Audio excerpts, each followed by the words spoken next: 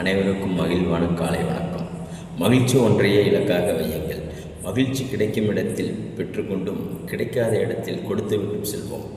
கவலைகளை காலணிகளாக காலிலும் மகிழ்ச்சியை கிரீடமாக தலையிலே சூடிக்கொள்ளுங்கள். உங்களை நீங்களே அழகாக உணர்வீர்கள், மகிழ்ச்சியாக இருப்பீர்கள். மற்றவர்கள் பார்க்கும் பொழுது தன்னம்பிக்கை இல்லாதவனுக்கு எந்த கடவுளை நம்பியும் பயனில்லை. தன்னம்பிக்கை உள்ளவனுக்கு எவரை கண்டும் பயமில்லை. மனித வாழ்வில் வரும் பிரச்சனைகளே அல்ல, அவரவர் ஏற்படுத்தி கொள்ளும் பிரச்சனைகள் தான்.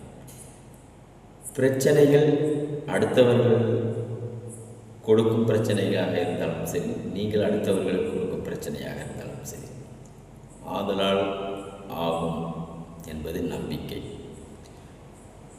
அவரவர் மனதை பொறுத்தது.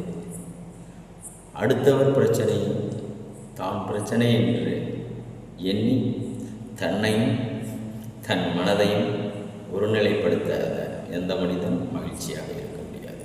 ஆதலால் ஆகும் என்ற நம்பிக்கை ஒவ்வொருவருக்குள்ளும் இருந்தால் இன்றைய நாள் அல்ல, எந்நாளும் மகிழ்ச்சியாகும் நாளை.